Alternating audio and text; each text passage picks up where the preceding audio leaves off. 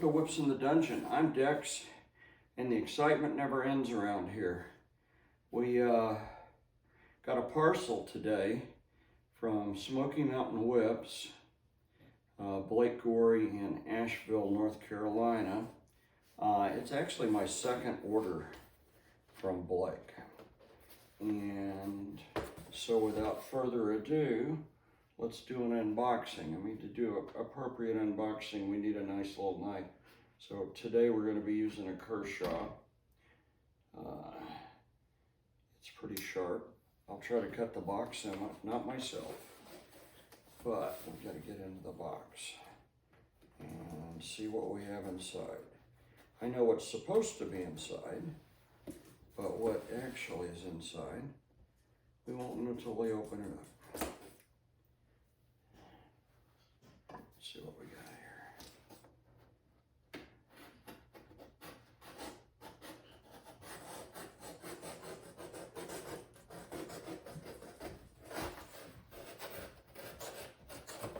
All right.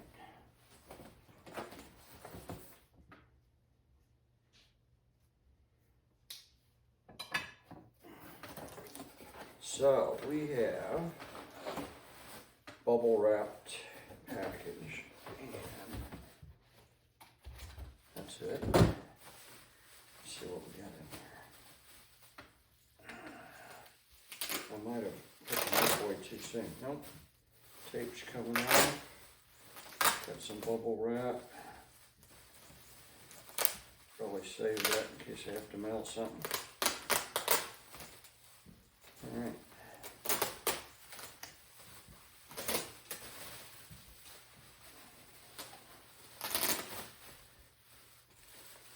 So we have a bag, which actually is very similar to the first whip I got from Gorey at Smokey Mountain Whips. He, I think one of his brands is he ships a canvas bag with every whip. And that bag, it's black. I'll move in close. He's got a logo here in green that says Smokey Mountain Whips, and the outer band of the logo is a snake.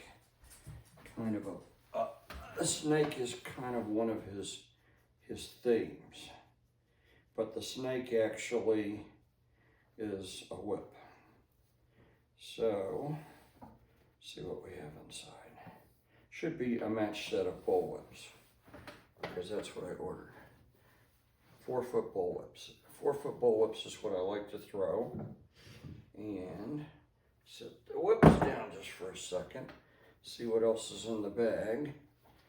Probably some spare falls. That's nice. Business card.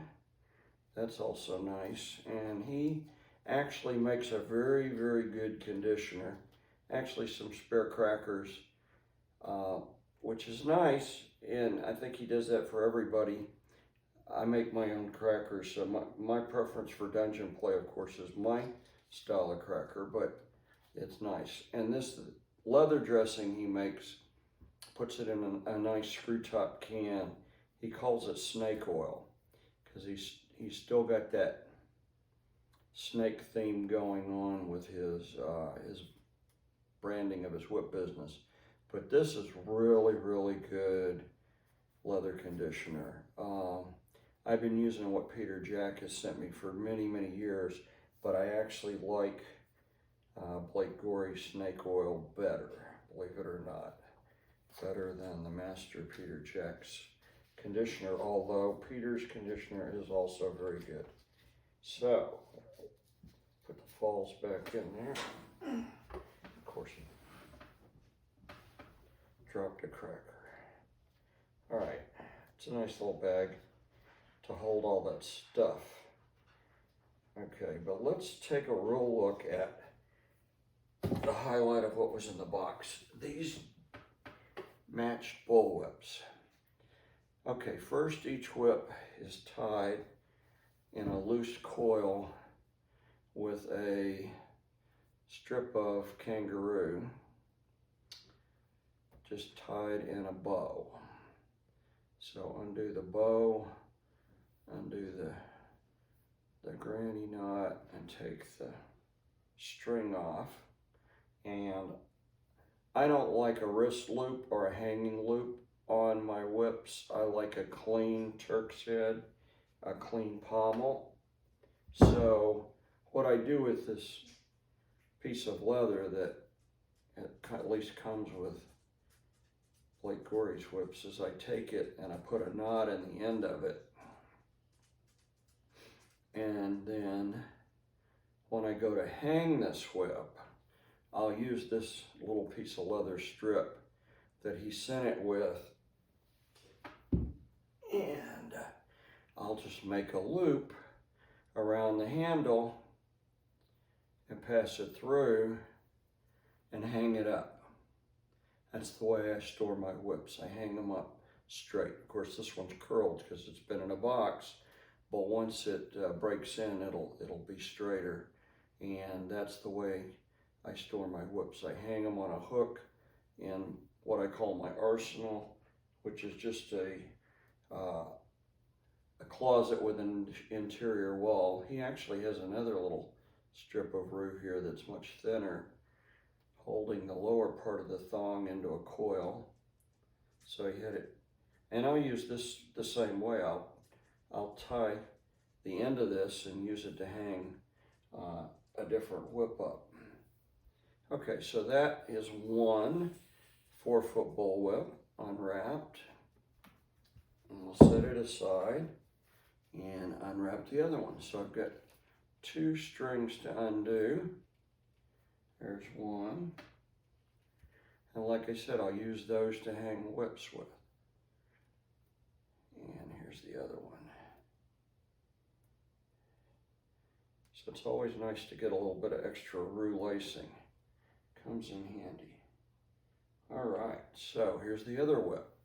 So let's take a real close up. I'm gonna continue with the unboxing, but let's take a real close up look at these whips, and you can see what Blake has done for me. This is a once in a lifetime match set of whips, and I'll show you why I say once in a lifetime to own something like this. The concept I gave Blake was he makes a python whip, which is some fancy braiding, where he creates the image of a snake head using the outer layer of kangaroo. And what I asked him to do was to design this so it looked like a black king cobra was eating, as everybody knows, cobras eat other snakes, but a black king cobra eating another snake. And the pattern on the handle, it was diamonds to represent a diamondback rattlesnake. So the concept of the whip is it's a black cobra eating a diamondback rattlesnake. But beyond, and the cobra eyes were moonstones. My submissive likes moonstones, so I thought that would be meaningful for her. But that's the concept. But you can see the handle, and this is 20 plait, so you can see the handle plaiting. 4 diamonds for the diamondback rattlesnake. The diamond pattern continues around on the handle, all 4 sides of the handle. Very, very, very nice. Some single diamonds up here, some herringbone, or what I call herringbone, a little bit of herringbone below the diamondback shape. Okay, so match set.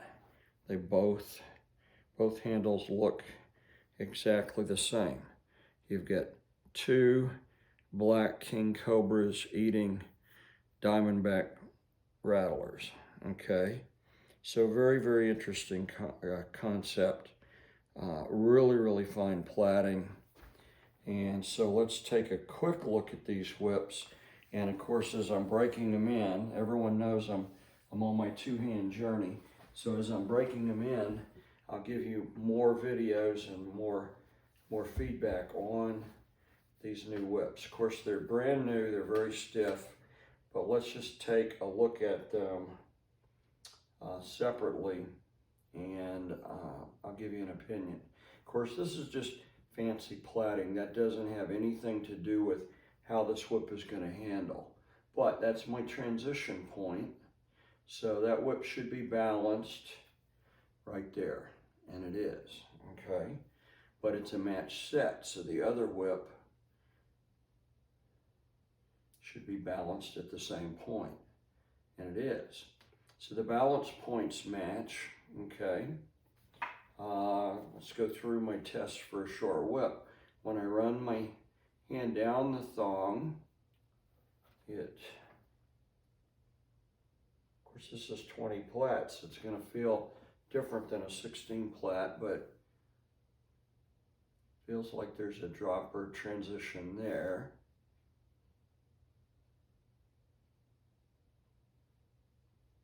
And one way down here.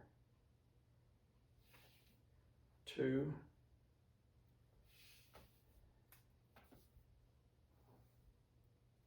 One there. All right.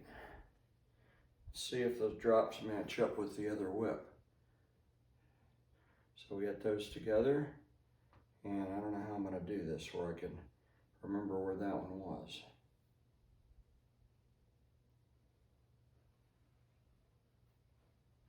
Don't feel a transition there until I get down here.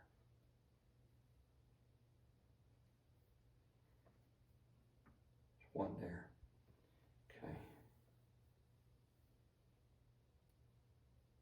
There's one there. Okay.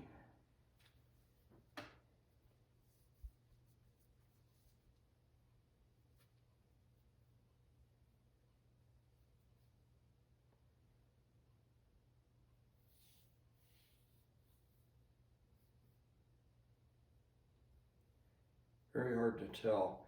These whips have been rolled as smooth as a baby's butt. See if they roll out straight.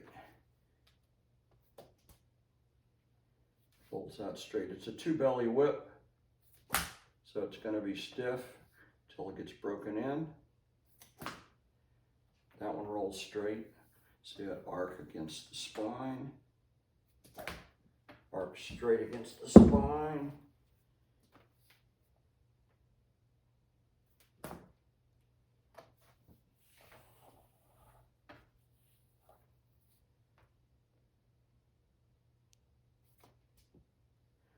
Roll straight, but it's not quite as perfect as that other whip. But that's the way any match set is. They're not going to be perfectly identical. There's no way, because they're both handmade. They're plaited at the same time. It arcs straight against the spine. Okay, so that's good. Okay, this whip I can notice the drop a little bit more than this other whip. This whip is just damn near perfect.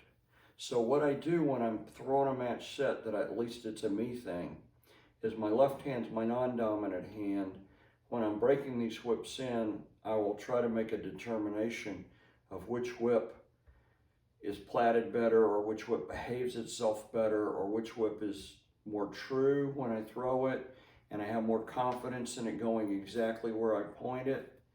And the whip that wins I have more confidence in goes in my non-dominant hand, because that's the hand I don't trust as much. So I want the whip that I trust more in the hand that I don't trust as much, if that makes sense.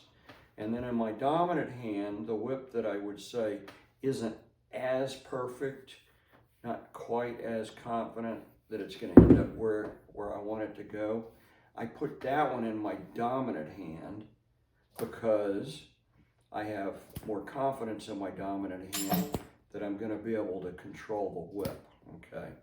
So these are extremely stiff. they're going to take some breaking in, but what a set of whips. Oh my goodness. 20 plait, 2 bellies, 2 black king cobras eating diamondback rattlesnakes. So the whip, you know, the leather journey is all about what's meaningful to you. I grew up in West Texas. In West Texas, we had rattlesnake roundups, and I grew up around diamondback rattlesnakes. Was kind of the snake in the neighborhood, if you will, or out in the countryside. But I watch a lot of YouTube, and I watch these videos on YouTube of cobras eating other snakes. So when I found out that Gorey had this python design of a snake eating another snake, I said, well, let's recreate that in leather. Let's have black king cobras eating diamondback rattlesnakes. And if you're going to put a stone in to represent the eye of the snake, let's have it be a moonstone, because that's the stone that my submissive likes the most, is moonstones. Someone in FetLife got the name Moonstone before she made her profile, so she's Moodstone on FetLife, but her favorite stone is a moonstone. So 2 brand new Bullwhips from Smokey Mountain Whips, 4 foot long, 2 belly, 20 plait. He ties his fall hitch upside down or kind of a reverse. It makes it unique, makes it a unique look. I don't know of any other whip maker that's tying it that way. There's nothing wrong with tying it that way. But I actually had to ask Peter Jack about it, and Peter said, no, it's a perfectly fine keeper or fall hitch. It's just tied upside down. And looks like we have to look this, you know, I'm not under natural light in here. I think this is Latigo for the falls. It might be red hide, but I'm pretty sure it's Latigo. Okay, so the falls are exactly the same length. The crackers aren't the same length, but when I replace the crackers that I put on these whips will be the same length. Okay, so that's it for the unboxing. Let me do a bow and arrow so you can hear this whip. Okay, and they're stiff. We're not going to get a crack out of them tonight.